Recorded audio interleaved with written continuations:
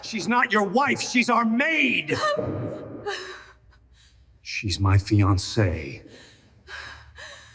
The champagne flute shattered against the marble floor 3 inches from my foot, and in the ringing silence that followed, I heard my ex-husband's voice cut through the crowd like a knife. She's not a guest. She's the help. What the hell is she doing drinking champagne with you people? Every head in the gallery turned toward me. 50 of Naples' wealthiest elite, dressed in designer gowns and €1,000 suits, all staring at the woman in the simple black dress holding a tray of empty glasses. At me, Juliana Napoli, though I had stopped using that surname 3 years ago when I signed divorce papers with shaking hands and walked away from a marriage that had nearly destroyed me.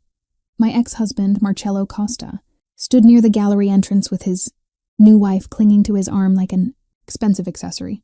She was blonde and polished and draped in enough diamonds to fund a small country, everything I had never been during our 5 years of marriage, everything he had told me I should be, while simultaneously ensuring I could never afford to become. Marcello, I said quietly, fighting to keep my voice steady. I'm working. Please don't make a scene.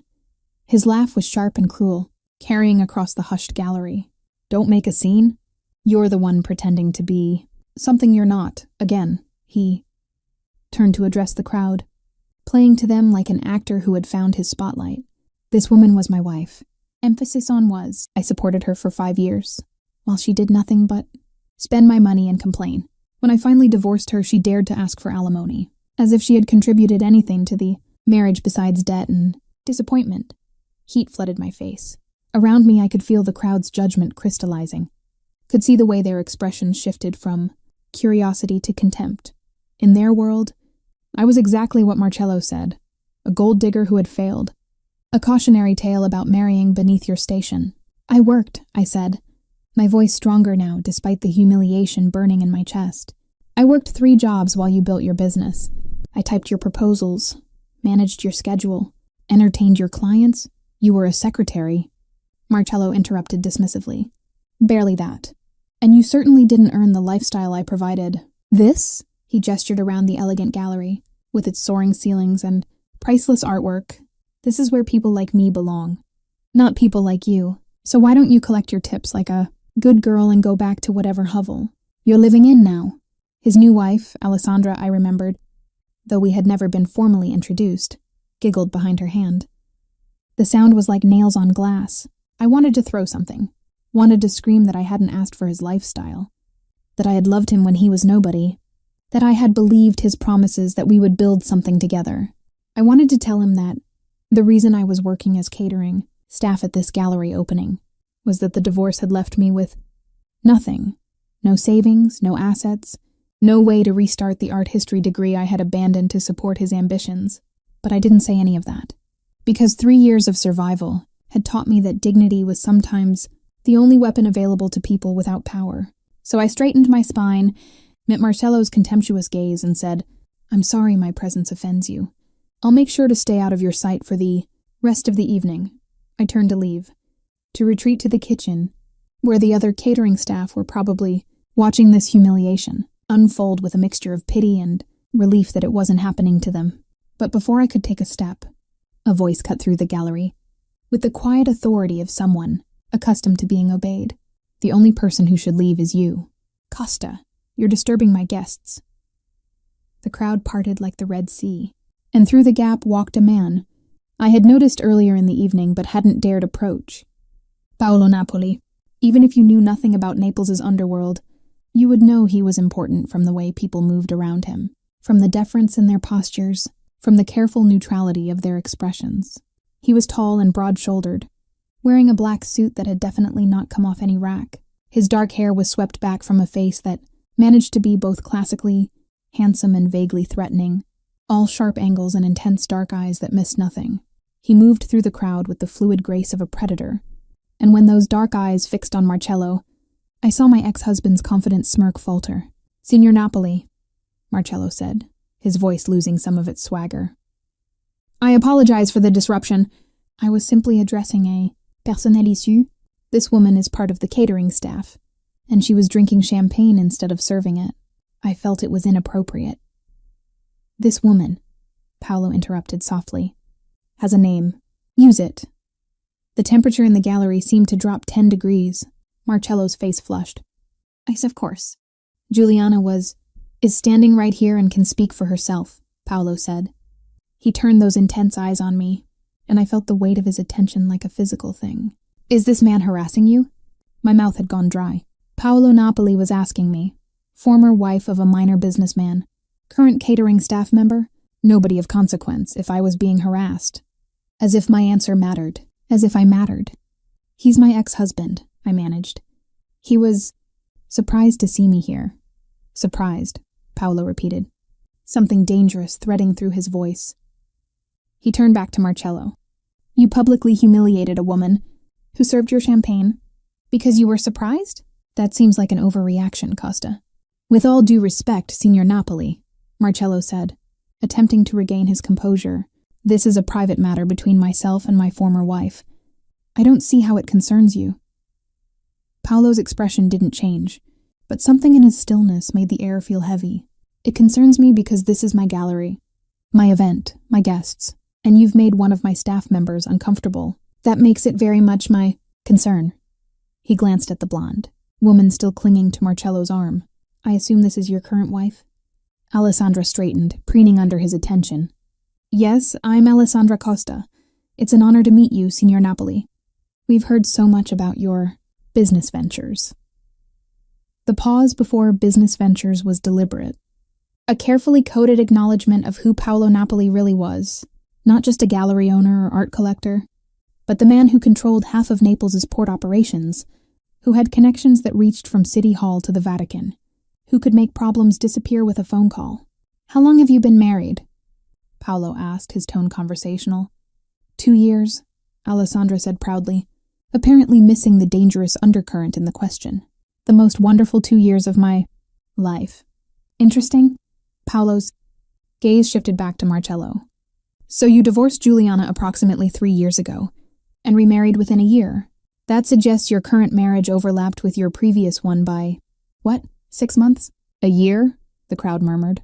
In Naples's Catholic high society, divorce was barely tolerated.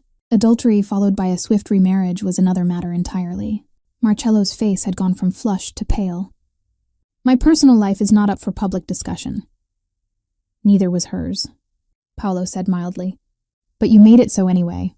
You called her a gold digger, implied she contributed nothing to your marriage, and suggested she was stealing champagne. Those are serious accusations. I wonder if they're true." He turned to me again, and I found myself unable to look away from those dark, penetrating eyes. "Juliana, did you take the champagne without permission?" "No," I said, my voice steadier now. One of the guests handed me an empty glass. "I was taking it back to the kitchen when Marcello saw me. So you were doing your job?" "Yes. And during your marriage to Costa, did you work?" "Yes. I worked as his administrative assistant for 3 years before we married, and continued afterward. I also worked part-time as a translator and taught English lessons in the evenings." 3 jobs, Paolo said thoughtfully. "That doesn't sound like someone who contributed nothing." "And the divorce settlement, did you receive alimony?" The humiliation of admitting the truth burned, but I couldn't lie.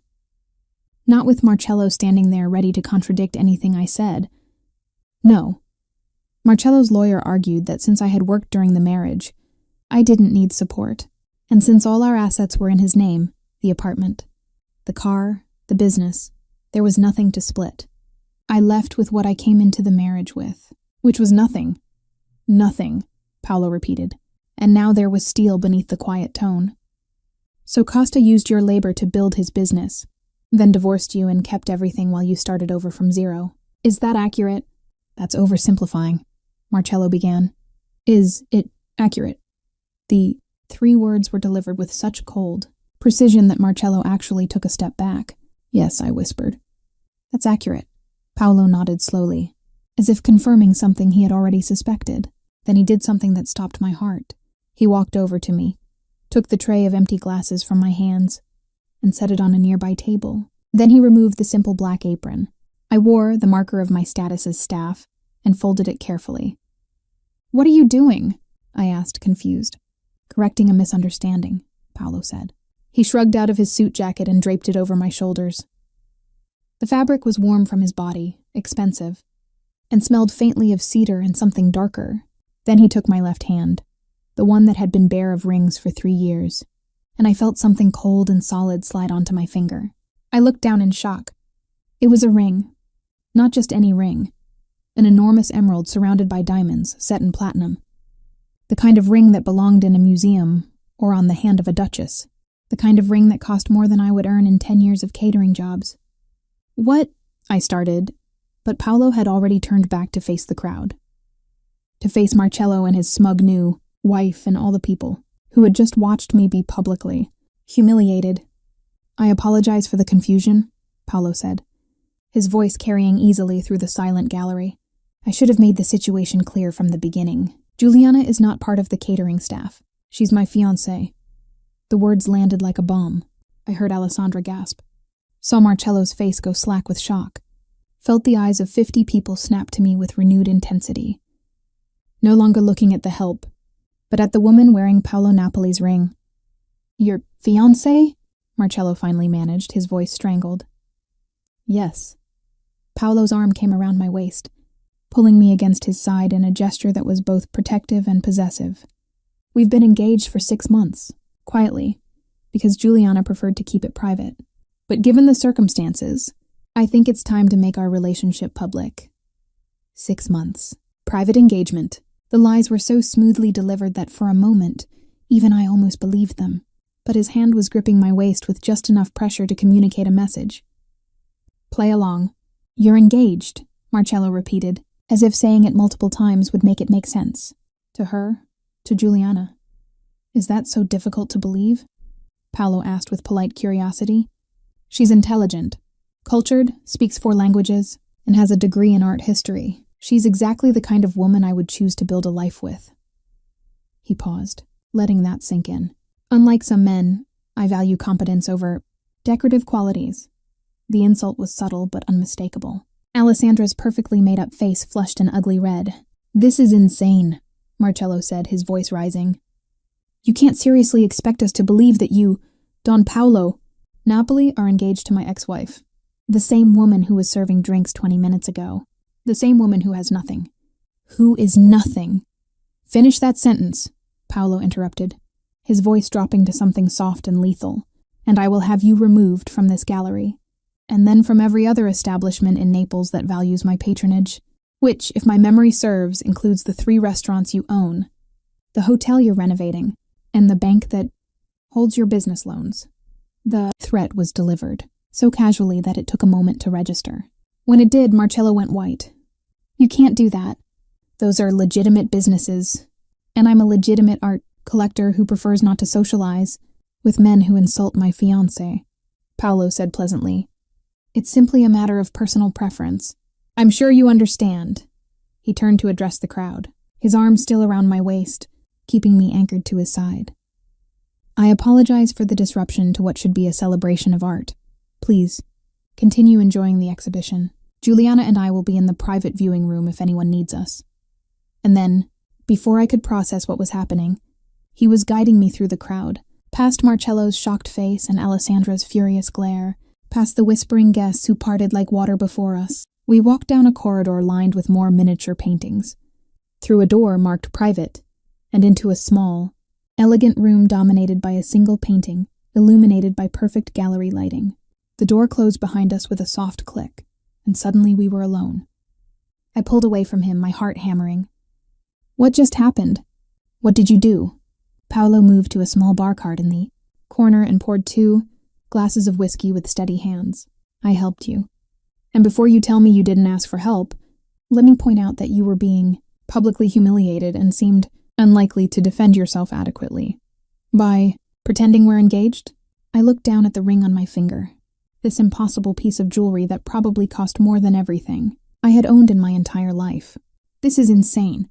You don't know me. I don't know you. Why would you—" "Because I dislike bullies," Paolo said, handing me a glass. "And because your ex-husband is a small, petty man who built his success on your labor, and then discarded you when you were no longer helpful. Men like that offend me." I took the whiskey and drank it in one burning swallow. "So what happens now? Do I give you the ring back? Do we go out there and tell everyone it was a joke? How do we fix this? We don't. Paolo leaned against the wall, studying me with those dark, intense eyes. At least not immediately. Retracting the engagement now would make both of us look foolish. It would also leave you vulnerable to further harassment from Costa. So we just keep pretending? For a while, yes. He said it as if it were the most reasonable suggestion in the world.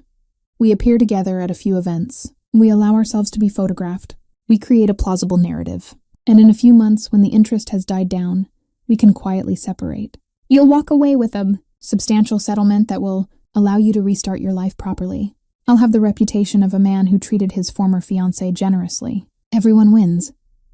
I stared at him, trying to understand his angle.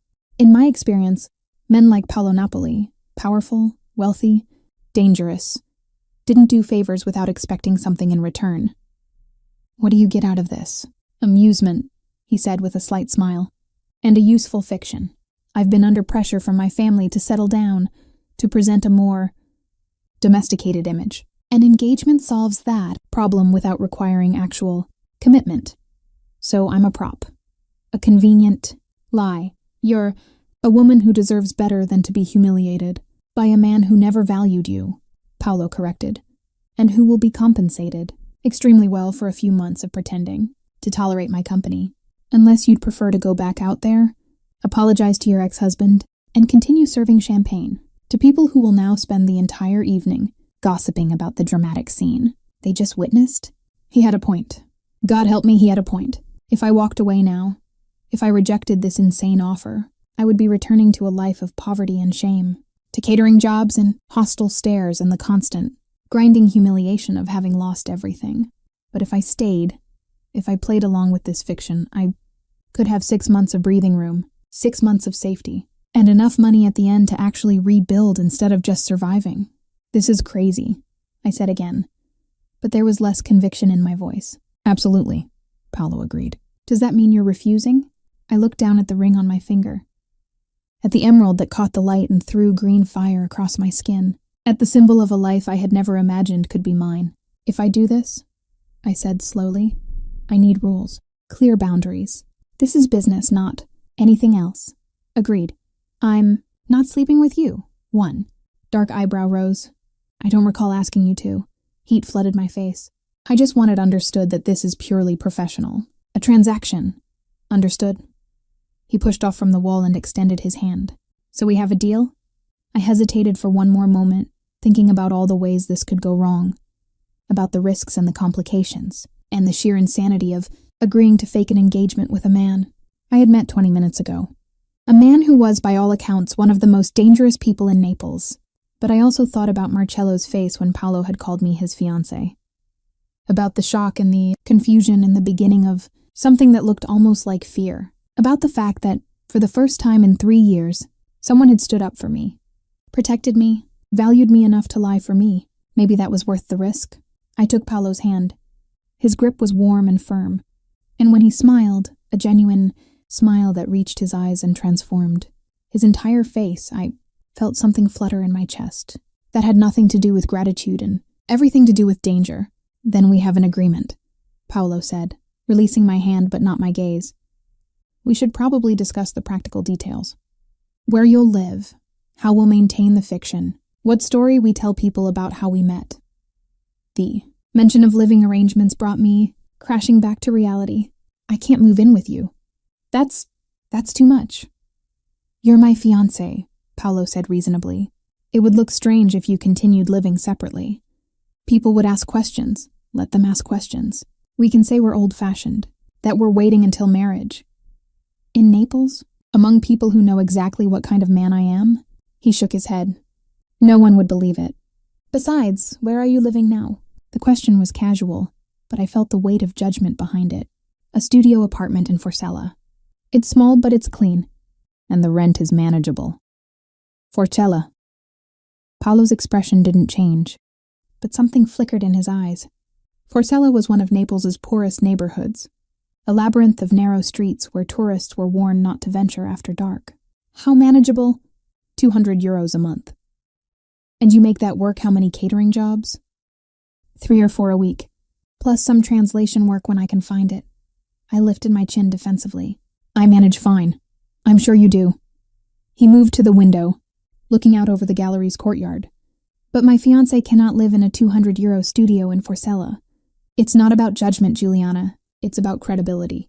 If we want people to believe this engagement, you need to live the part. I wanted to argue, but he was right. The woman wearing a ring worth a fortune wouldn't be taking the bus home to a neighborhood where the buildings were held together by graffiti and stubborn hope. So where would I live? I asked quietly. I have an apartment near Piazza Amedeo.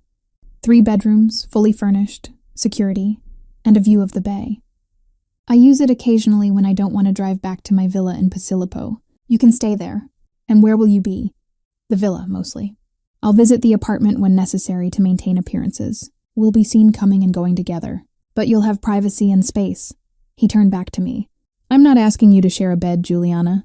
Just an address. The relief must have shown on my face because he smiled slightly. What did you think I was going to do? Lock you in my bedroom and throw away the key? I don't know what to think, I admitted. This whole situation is surreal. 2 hours ago, I was worried about making enough in tips to buy groceries. Now I'm wearing a ring that could probably feed me for a decade and discussing living arrangements with a man I've never spoken to before tonight. Life changes quickly, Paolo said. The question is whether you can adapt to those changes. Can you, Juliana? Could I? I thought about the girl I had been at 22, fresh from university with a degree in art history and dreams of working in museums. I thought about the woman I had become during 5 years of marriage to Marcello, smaller, quieter, convinced that my dreams were impractical and my opinions were irrelevant. And I thought about who I'd been for the last 3 years since the divorce, a survivor, scraping by, too exhausted to dream, but too stubborn to give up. Maybe it was time to become someone new, someone who could stand in a gallery, wearing a borrowed jacket, and a fake engagement ring and pretend she belonged there. Yes, I said. I can adapt. Good. Paolo pulled out his phone and made a call. Luca, I need you at the gallery. We're leaving. He hung up and looked at me. My driver. He'll take us to the apartment. You can collect your things from Forcella tomorrow. Tomorrow? You mean tonight? Right now? Is there a reason to wait? I'm still working, I said, gesturing toward the gallery beyond the door. I was hired for the full evening. If I leave now, I won't get paid, Paolo reached into his wallet and pulled out a stack of bills. He counted out €500 and held them out. Consider this your payment for tonight, plus compensation for the harassment you endured. I stared at the money. €500 was more than I made in 2 weeks of catering jobs. That's too much. It's what your time is worth, Paolo said. Take it, Juliana. You're going to need to get comfortable accepting money from me. That's part of the arrangement. He was right, but it felt wrong somehow. Taking money from Marcello had always come with strings, with expectations and implied debts that I could never fully repay. But this was different, I told myself. This was a business transaction. Services rendered in exchange for compensation. I took the money and folded it carefully into my pocket. Thank you. Don't thank me yet. This arrangement comes with its own set of challenges. He moved toward the door, then paused. The people out there are going to have questions. They're going to want details about our relationship, our engagement, our plans. We need our story straight before we leave this room. What story do you want to tell?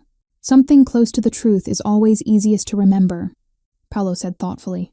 We met 6 months ago at an art auction. You were there doing translation work for a foreign buyer. I was impressed by your knowledge of Renaissance painting. We began seeing each other quietly because you valued your privacy. I proposed 3 months ago. We planned to announce the engagement at a family gathering next month, but Costa's behavior tonight forced our hand. How does that sound? It sounded plausible. It sounded like something that could have happened in a different life where men like Paolo Napoli noticed women like me for reasons other than necessity. It sounds fine, I said. What about the future? What are our plans supposed to be? A spring wedding? Nothing ostentatious. You'll say you prefer intimate gatherings.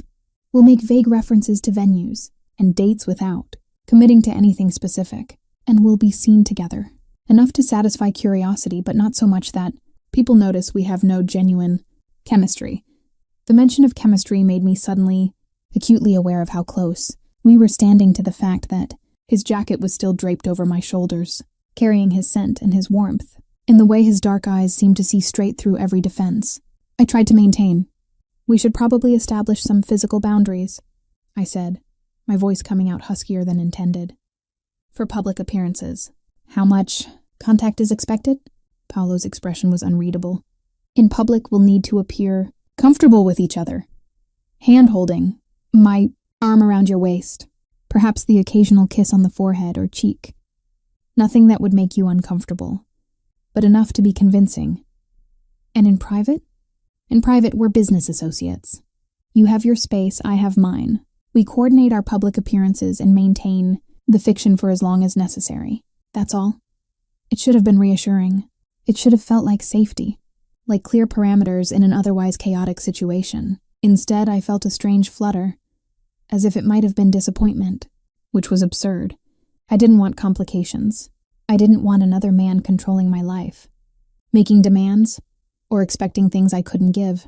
This arrangement was perfect precisely because it had boundaries. "Okay," I said. "Then I think we're ready to face the wolves." Paolo's smile was sharp. "Good, because they're definitely waiting." He was right. When we emerged from the private viewing room, the gallery had reorganized itself around our absence. Conversation stopped mid-sentence. Eyes tracked our movement. And standing near the entrance, looking like she had been waiting specifically for us, was a woman in her 50s, wearing enough jewelry to stock a small boutique and an expression of barely contained fury. "Paolo," she said, her voice carrying the particular tone of maternal authority that transcended all social boundaries. "We need to talk, now." "Mama," Paolo said, and I heard both affection and exasperation in the word. "This is unexpected. I didn't know you were attending tonight. Clearly, since you've apparently gotten engaged without mentioning it to your family." Her sharp eyes fixed on me, cataloging every detail from my simple dress to the too large jacket to the ring that was probably visible from space. "And this is your fiancé?" "Yes, Mama, this is Giuliana."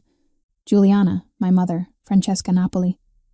I extended my hand, trying to channel every etiquette lesson I had ever half learned. "It's a pleasure to meet you, Signora Napoli."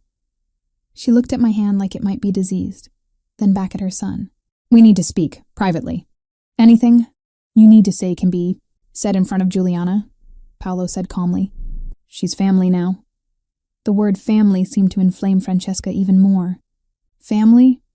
You've known her for what, 6 months? And you put your grandmother's ring on her finger without consulting me? Without even telling me she existed?" I looked down at the ring with new horror. His grandmother's ring. Not just any ring, but a family heirloom. That made this so much worse.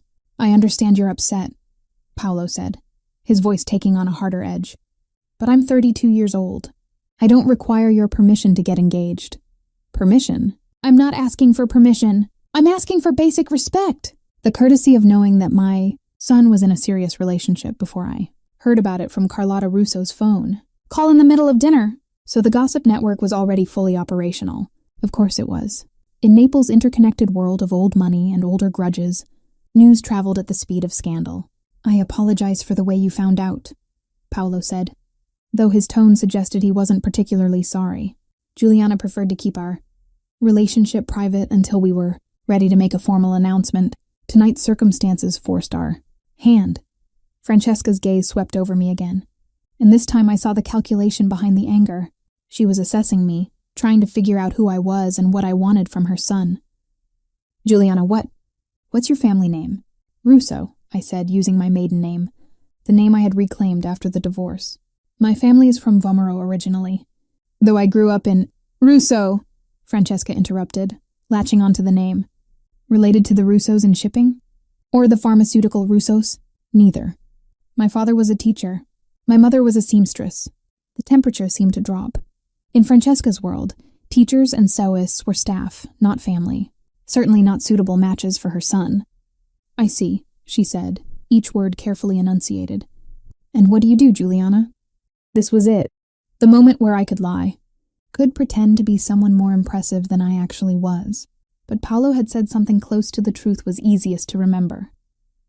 "I'm an art historian," I said, which was technically accurate, even if my degree currently qualified me only for translation work and catering jobs. I specialize in Renaissance painting. That's how Paolo and I met. An art historian, Francesca repeated, making it sound like I had claimed to be a circus performer. Working at... Juliana is freelance, Paolo interjected smoothly. She consults for various collectors and auction houses. She values her independence. His mother's expression suggested she knew exactly what freelance meant when applied to someone who didn't come from money. It meant unemployed. It meant unsuitable. It meant not good enough for her son. How convenient, Francesca said coldly. Tell me, Juliana, have you been married before? The question was a trap. If I said no, she would wonder why a woman my age was still single. If I said yes, she would want details. And if those details included the fact that my ex-husband was currently standing across the gallery looking like he had swallowed broken glass, things would get even more complicated. Yes, I said, deciding that honesty was the only option. I was married previously. I've been divorced for 3 years. Francesca's eyes gleamed with triumph, as if I had just confirmed every suspicion she held. Divorced. Of course you are. And your former husband? Anyone I would know? I doubt it, I said, fighting to keep my voice neutral. He owns several restaurants. Nothing on the scale of your family's interests.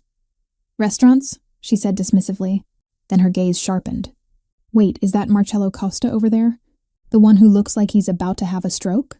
My stomach dropped. Of course she had made the connection. Francesca. Napoli hadn't maintained her position in Naples society by being unobservant. Yes, I admitted. That's my ex-husband. The same ex-husband who was just causing a scene about you being the maid? Her voice had gone very quiet, very dangerous. Yes. So let me understand this correctly. Francesca turned to her son, her expression a mixture of fury and something that might have been concern.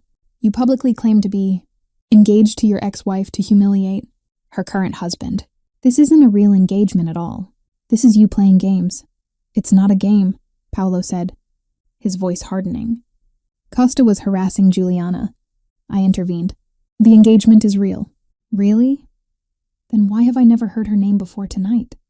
Why has she never been to our home? Why? Because I asked him not to tell anyone yet, I interrupted, surprising myself with my own audacity. Because my divorce was difficult, and I wasn't ready to be publicly part of another man's life.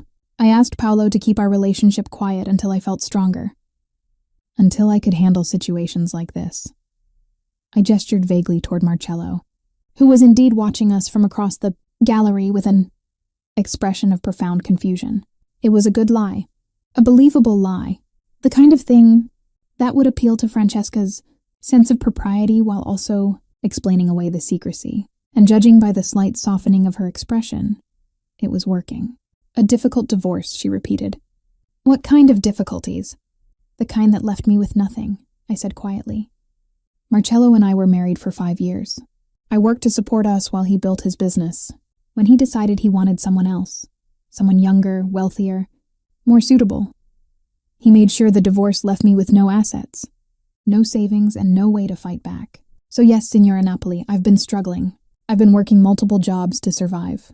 And when your son showed interest in me, I couldn't believe it. I thought it was a joke, a mistake, or some elaborate cruelty. It took him months to convince me that he was serious.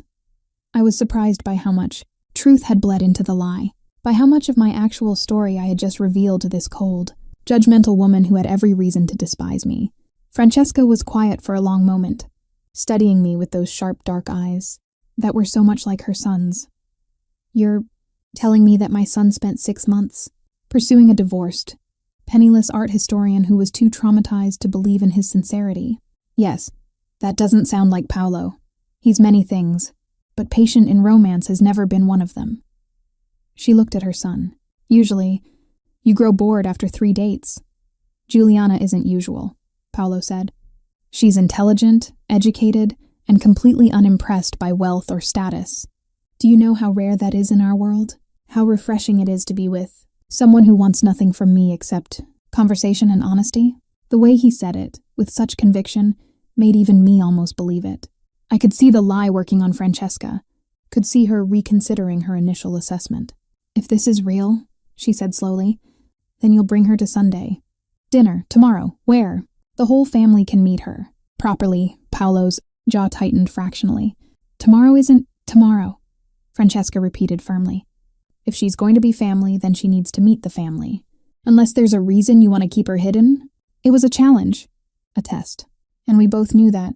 Refusing would only confirm her suspicions that this engagement was a fiction. Tomorrow is fine, I said before Paolo could respond. What time should we arrive? Francesca looked momentarily taken aback that I had agreed so readily. 4 o'clock. Don't be late, and wear something appropriate. She swept away in a rustle of silk and disapproval, leaving us standing alone in the middle of the gallery, or as alone as you could be when 50 people were watching your every move. That went well, I said weakly. Paolo made a sound that might have been a laugh or a groan. My mother is going to eat you alive tomorrow. She's going to try, I corrected. I've survived worse than dinner with future in-laws. Have you? Because my family makes your ex-husband look friendly and reasonable by comparison. He took my arm gently. Come on, let's get out of here before anyone else decides they need to interrogate you. We made our way toward the exit, and I felt every eye in the gallery tracking our movement. Near the door, we passed Marcello and Alessandra. My ex-husband looked like he had aged 10 years in the past hour. Juliana, he said as we drew level. Wait, can we talk? Privately? Paolo's arm tightened around my waist. I don't think that's appropriate. I'm not asking you, Marcello said, some of his old arrogance returning. I'm asking my ex-wife. Or do you control who she speaks to now? He doesn't control anything, I said before Paolo could respond. But there's nothing you and I need to discuss, Marcello. We said everything that needed saying 3 years ago. You can't seriously be engaged to him, Marcello hissed, lowering his voice. This is insane. He's dangerous, Juliana. Do you have any idea who Paolo Napoli really is? What does he do? I know exactly who he is, I said calmly, and he's never pretended to be anything else. Unlike some people, the barb hit home. Marcello flinched. I gave you 5 years of my life. I gave you everything. You gave me nothing, I interrupted, surprised by the steadiness of my own voice. You took 5 years of my life and my work and my dreams, and when I had nothing left to give, you threw me away. So no, Marcello, we don't need to talk. We don't need to be in each other's lives ever again. Go home to your wife and your restaurants and your carefully constructed new life, and leave me alone. I turned away from him, from the shock on his face and the beginning of what might have been understanding or regret. Paolo guided me through the gallery doors and into the warm Naples night, where a black Mercedes waited at the curb. A man who could only be Luca, tall, broad-shouldered with a face that suggested he had seen and done things that would give ordinary people nightmares, opened the rear door. Luca, this is Juliana, Paolo said as we slid into the car. She's going to need protection starting immediately. I want her movements monitored. Her apartment in Forcella checked for security issues, and a full background sweep on Marcello Costa. I want to know if he so much as thinks about contacting her. Understood. Don Paolo, Luca said, his voice a deep rumble. He caught my eye in the rearview mirror.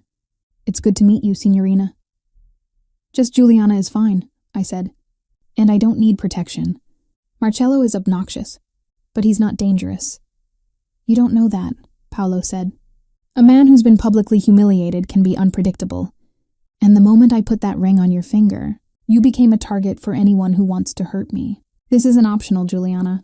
If you're going to play the role of my fiancé, you need to accept the security that comes with it. The casual mention of people who might want to hurt him was chilling. It was one thing to know, intellectually, that Paolo Napoli was involved in criminal enterprises. It was another to have the reality of that danger made explicit. How many people want to hurt you? I asked quietly. Enough that I've survived 3 assassination attempts in the last 5 years, he said matter-of-factly. But don't worry, I'm tough to kill, and Luca is excellent at his job. 3 assassination attempts, I repeated, feeling slightly dizzy. This is what I've agreed to? Being engaged to someone who gets shot at regularly? I'm usually in a bulletproof car when people shoot at me, Paolo said, as if that should be reassuring. And I promise not to let you get caught in any crossfire. That would be terrible publicity for the engagement. He was joking. The man who had just threatened to destroy my ex-husband's business empire was making jokes about assassination attempts. I started to laugh. It began as a small, slightly hysterical giggle, but it grew into genuine laughter that shook my whole body. Paolo watched me with concern. "Are you all right?" "No," I managed between laughs. "I'm absolutely not all right. This morning I was worried about making rent. Tonight I'm wearing a dead woman's ring and planning how to survive dinner with your terrifying mother while avoiding assassins. Nothing about this is all right." But I was still laughing, and after a moment Paolo joined in. The sound of his laughter was warm and genuine, transforming his face completely. "You're right," he said. "This is completely insane, but at least it won't be boring.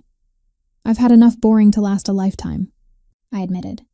"Maybe insane is what I need." The car pulled up in front of an elegant building in one of Naples's most expensive neighborhoods. The street was lined with luxury boutiques and restaurants where a single meal cost more than my monthly rent. This was so far from Forcella it might as well have been a different planet. Luca opened the door, and Paolo helped me out. The building's lobby was all marble and gold fixtures, with a uniformed doorman who greeted Paolo with the deference reserved for very important residents. "Buonasera, Don Paolo. Should I send up your usual?" "Not tonight, Antonio." "Thank you."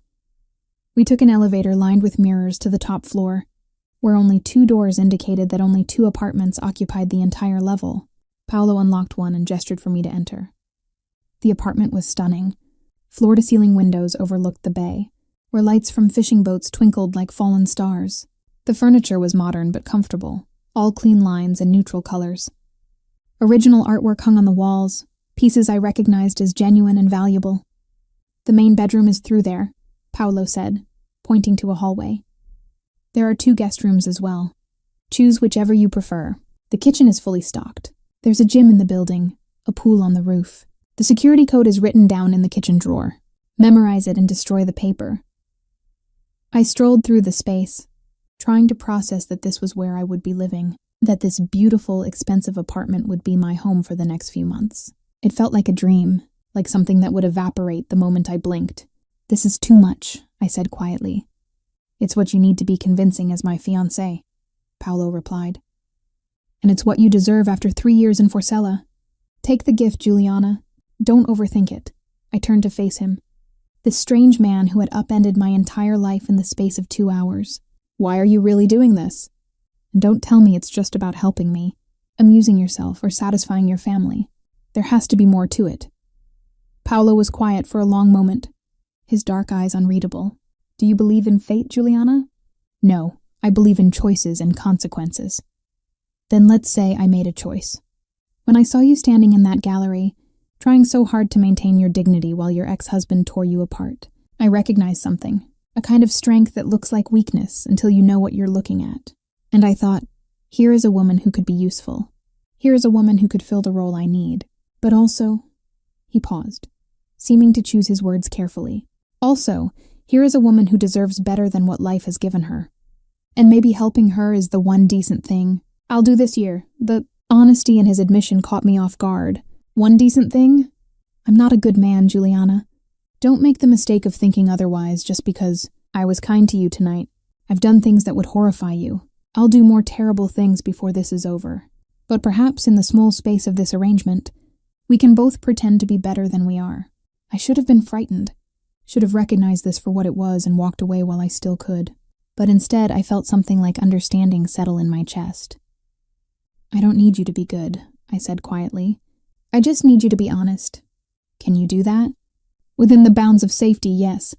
There are things I can't tell you, things that would put you in danger just by knowing them. But I won't lie to you about who I am, or what this arrangement requires." "Is that enough?" It had to be, because the alternative was going back to Forcella, back to my studio apartment with its leaking ceiling and thin walls, back to a life of scraping by and trying to be invisible. And I discovered, standing in this beautiful apartment overlooking the bay, that I wasn't ready to go back to being invisible. Not yet. "It's enough," I said. Paolo nodded, some tension leaving his shoulders. "Good. Then I'll leave you to settle in. Luca will bring your things from Forcella tomorrow morning. Make a list of what you need. In the afternoon, we'll go shopping." "Shopping?" "For Sunday dinner with my family. My mother said to wear something appropriate, which means you'll need clothes that signal wealth and status without looking like you're trying too hard. It's a delicate balance. I can't afford—" "I can," he interrupted gently. And you can't show up to the Napoli family home wearing something from a secondhand shop. They'll tear you apart. This is part of the role, Juliana. Let me handle it. I swallowed my pride. It was getting easier each time. Okay, thank you. Don't thank me yet. You haven't met the rest of my family. He moved toward the door, then paused. One more thing. Tomorrow morning, there will be photographers outside. Our engagement is going to be front page news. When you leave the building, smile. Look happy. Looks like a woman in love. Can you do that? I can act, I said. Good. He smiled, that rare transforming smile. Then I'll see you tomorrow at noon. Sleep well, fidanzata. Fiancée. The word sounded strange in Italian, more intimate somehow than its English equivalent.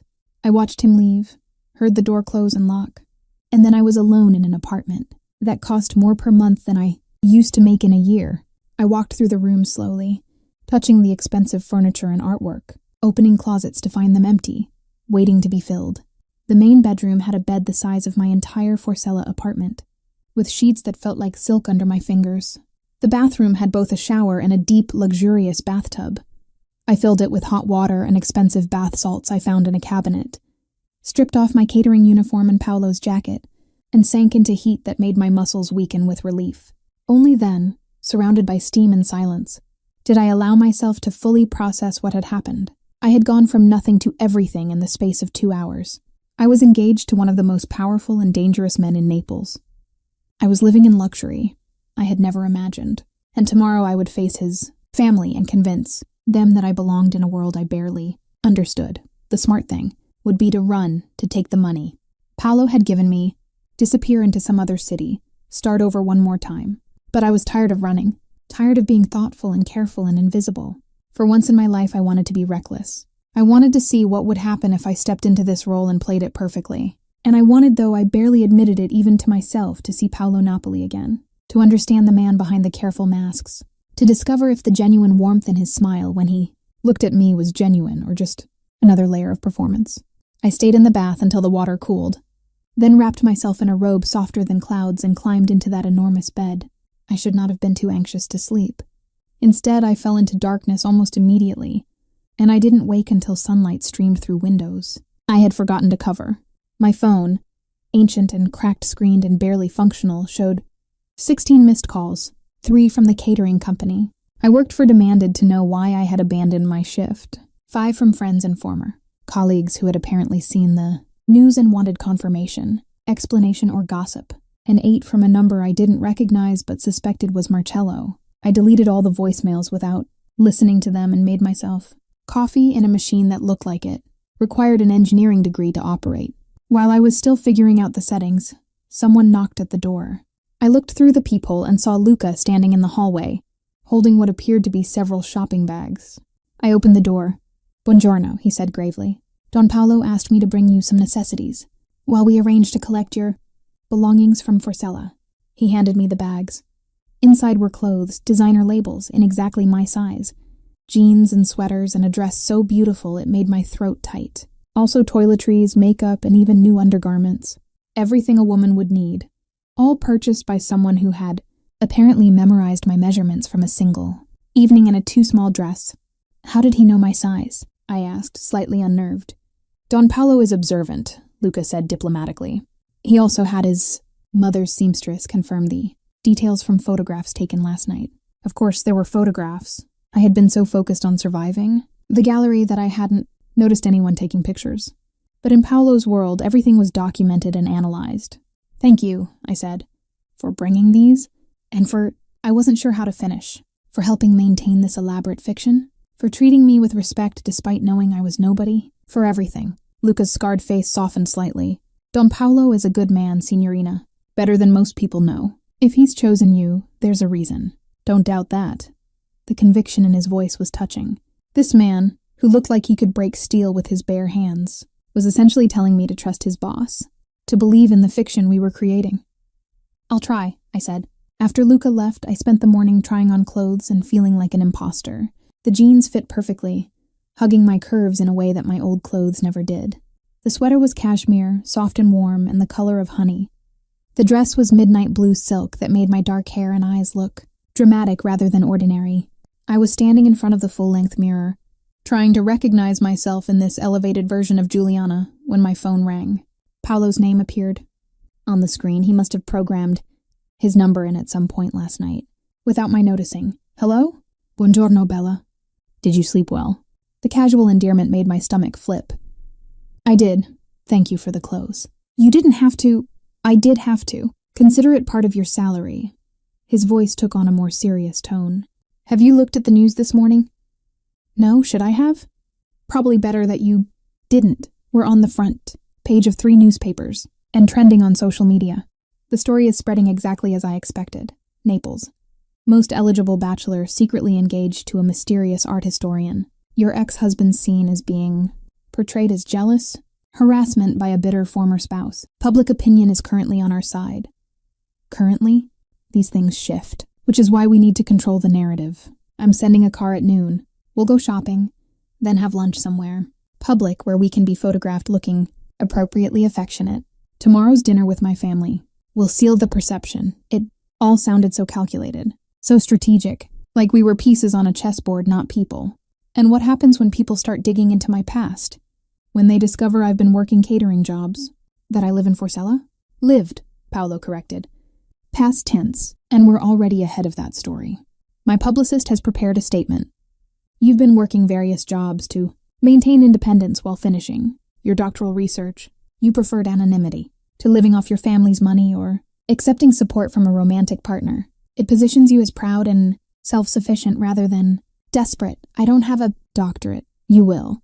I've arranged for you to resume your studies at the university. Your tuition is paid. You can start next semester if you want. Or never. The important thing is that the story exists. I sat down heavily on the bed, overwhelmed. You've thought of everything. That's what I do, Juliana.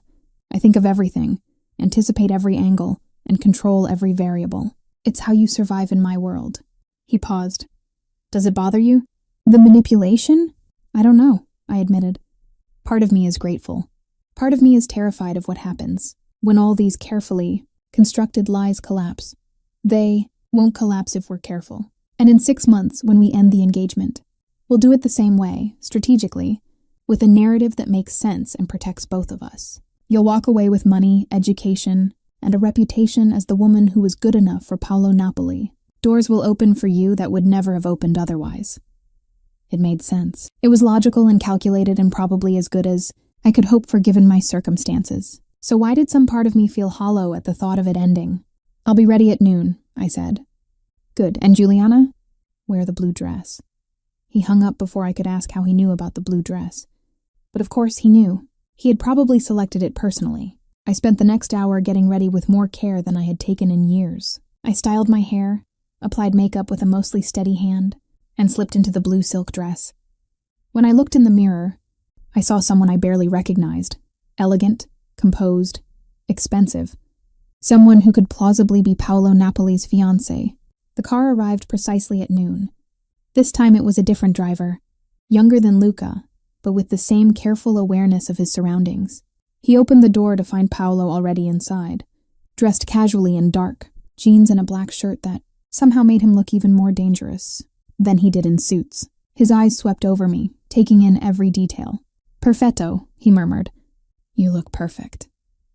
I look like a fraud, I said, sliding in beside him. You look like yourself, just a better dressed version. He handed me a small jewelry box. This is for today. It matches the ring. Inside was a delicate diamond bracelet, antique and clearly valuable. Your grandmother's? I guessed. My great aunt's. My mother will recognize it. It will help convince her that this is real. I let him fasten it around my wrist, hyper-aware of his fingers against my skin. What if I lose it? What if something happens to it? Then I'll buy you a new one. They're just objects, Juliana. Beautiful objects, but objects nonetheless. You're more valuable than any of them. The compliment was delivered, matter-of-factly, without flirtation, which somehow made it more affecting. You're very good at this, I said quietly, at making people feel valued. It's not an act. His dark eyes met mine. I meant what I said last night. You deserve better than what life has given you. If this arrangement allows you to have that, then I'm satisfied. The sincerity in his voice made my chest tight. Why do I feel like there's more you're not telling me? Paolo smiled slightly. Because there is. But not because I'm hiding things maliciously. Simply because some truths take time to reveal themselves. Before I could ask what that meant, we pulled up in front of one of Via de Mile's most exclusive boutiques. The kind of place I had walked past 1,000 times without ever imagining I could enter. The owner greeted Paolo by name and ushered us into a private showroom. For the next 2 hours, I was transformed into a living doll. Dresses were held up against me, fabrics draped over my shoulders, and shoes brought out in my size. Paolo watched it all with the critical eye of someone who understood exactly how appearance functioned as currency in his world. That one, he would say. Or no, the cut is wrong. Or perfect. We'll take it in both colors. I tried to participate and share opinions, but honestly, I was overwhelmed. I had never owned clothes like this. Silk and cashmere and fine wool, designer labels, pieces that cost more individually than my entire wardrobe from my previous life. Don't you need to know the prices? I finally asked as yet another dress was added to the growing pile. No, Paolo said. Price is irrelevant. What matters is that you look the part. That's when you walk into a room, and people see someone who belongs there. Someone who chose to be with me because she wanted to, not because she needed my money. But I do need your money, I pointed out. That's literally the arrangement. Need and desperation are different things. Right now, you need support while you rebuild your life. But you're not desperate. You're not clinging to me as your only option. That distinction matters. He selected a charcoal gray dress from the collection being shown to us. This one for tomorrow. Conservative enough for my mother. Elegant enough to make a statement. When we finally left the boutique, multiple garment bags and boxes were being loaded into the car. Paolo guided me down the street, with his hand resting lightly on my lower back, possessive but not controlling. Photographers materialized from nowhere, cameras clicking. Smile, Paolo murmured near my ear. Look happy to be with me, I smiled. It wasn't entirely an act. Despite the strangeness of the situation, despite knowing this was all performance, I felt something dangerously close to happiness. We had lunch at a restaurant overlooking the bay, seated at a corner table where we were visible but had some privacy.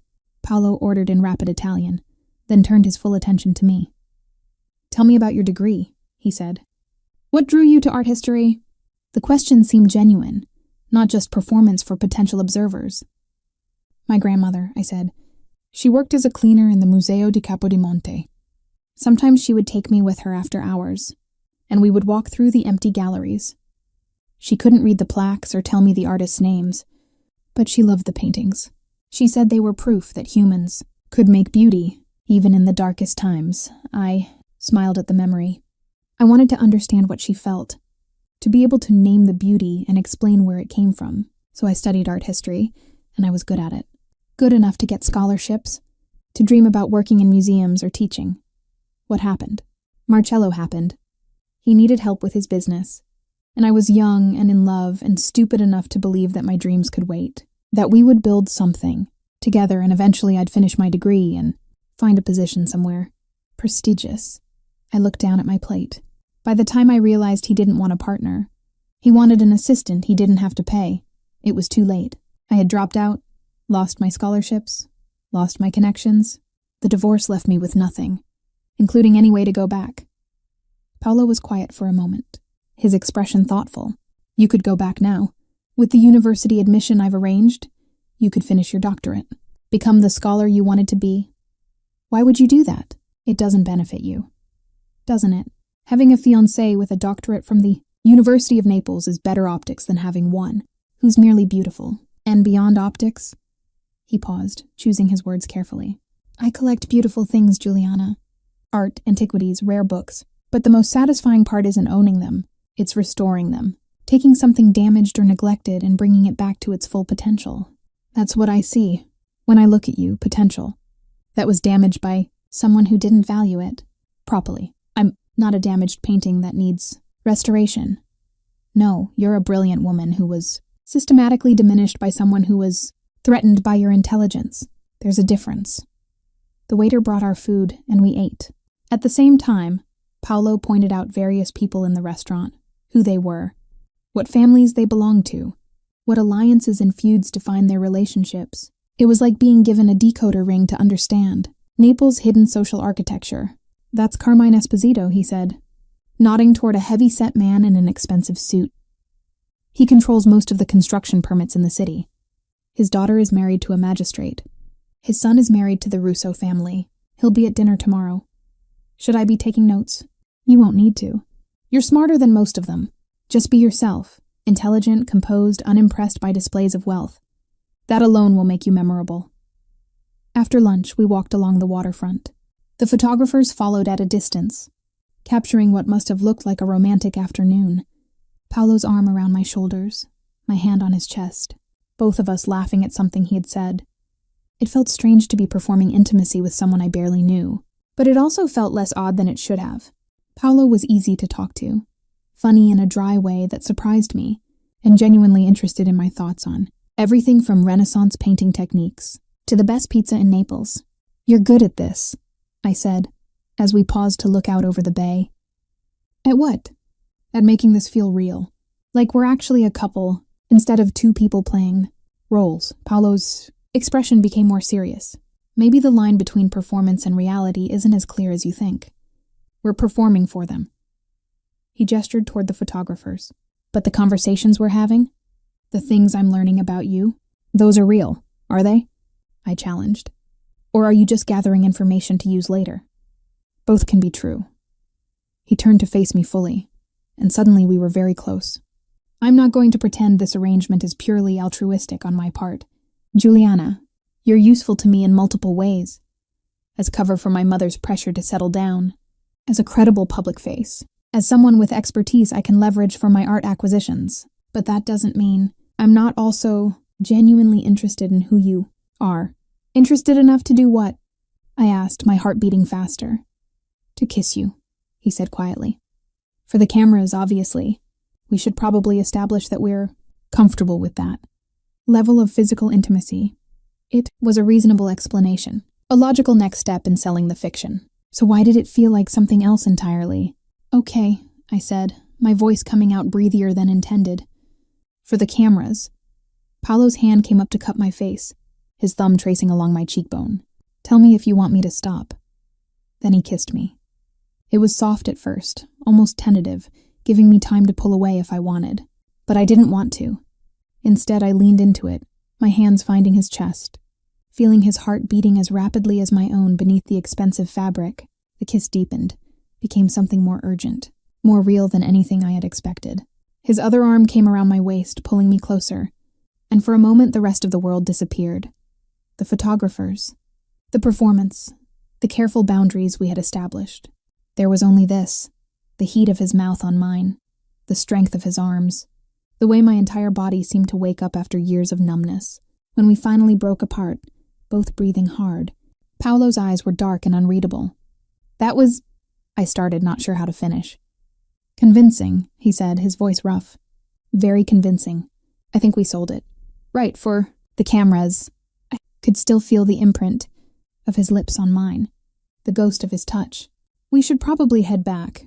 You'll want time to prepare for tomorrow." We returned to the apartment in a silence that felt charged with things neither of us was ready to acknowledge.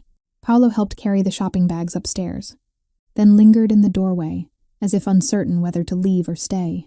"About tomorrow," he finally said. "My family is going to be difficult. They'll ask invasive questions, make judgments, and try to find weaknesses to exploit. It's not personal, it's how they assess anyone new entering our circle."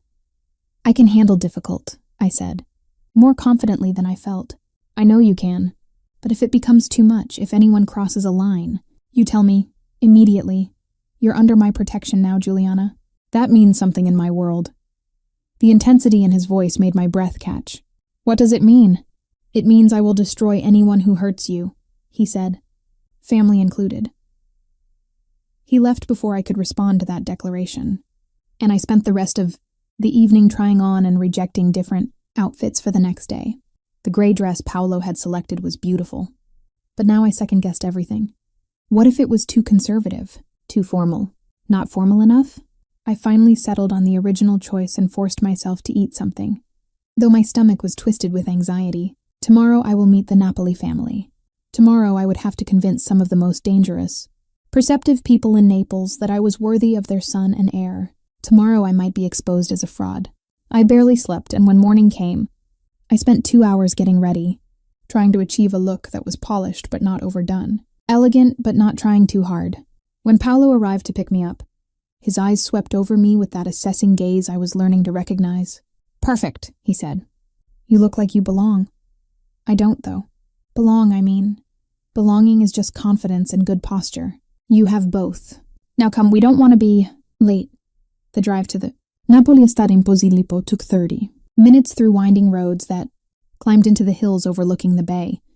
The villa that finally appeared through the gates was massive, a sprawling structure of honey-colored stone, surrounded by manicured gardens and ancient olive trees. "This is where you grew up?" I asked, awed despite myself. "This is where I was raised," Paolo corrected. "There's a difference. Come on, they're waiting." The interior was exactly what I expected, and somehow more. Intimidating, soaring ceilings, marble floors, artwork that belonged in museums, and filling the enormous dining room were at least 20 people, all impeccably dressed, turning to look at us as we entered. Francesca Napoli sat at the head of the table, queenly in purple silk. Beside her was a man who could only be Paolo's father, older, grayer, but with the same dark eyes and commanding presence. "You're late," Francesca said. "By 3 minutes," Paolo replied calmly. Hardly a capital offense. "Papa, nonno, everyone, this is Giuliana." I forced myself to smile, to meet the eyes of each person assessing me like I was a painting of dubious provenance. "It's an honor to meet you all."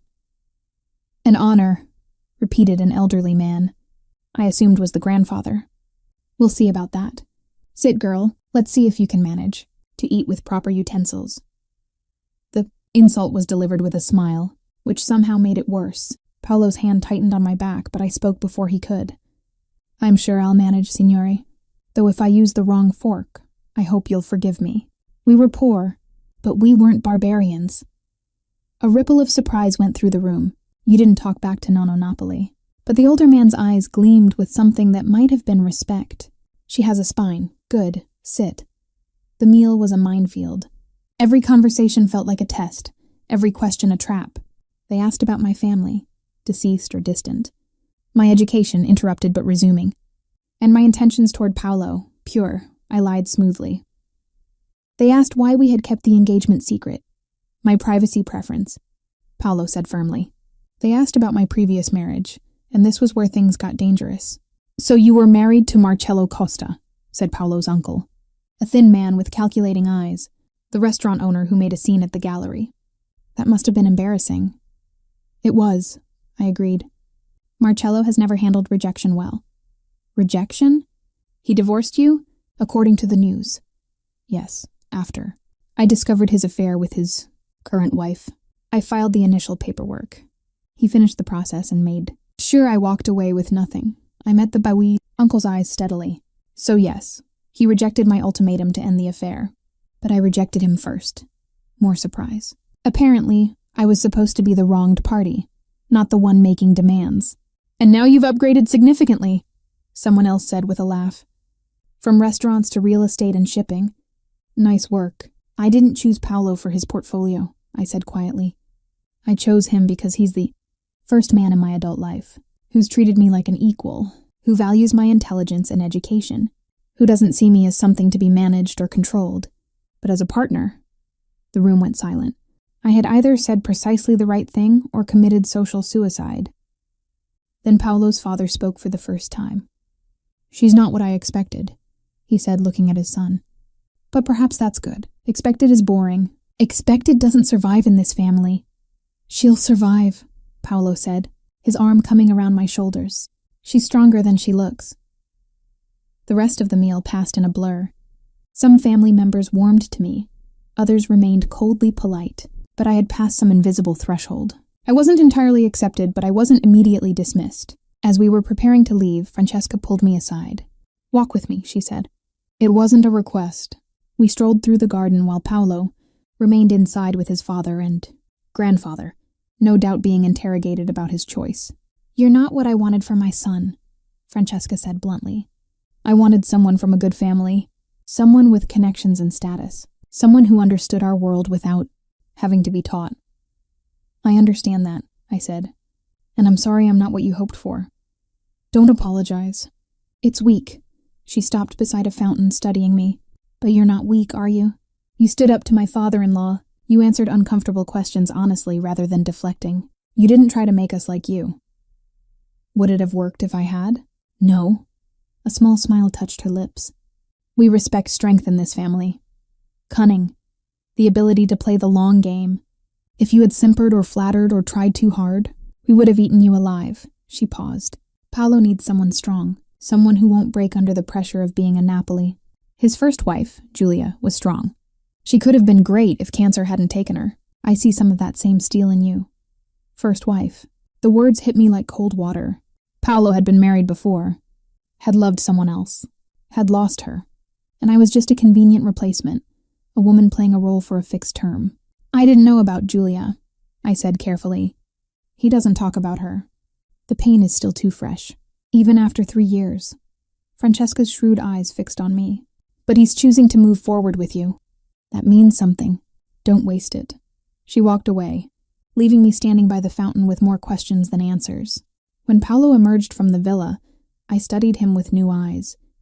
This man who seemed so controlled, so unshakable, he was carrying grief I hadn't known about.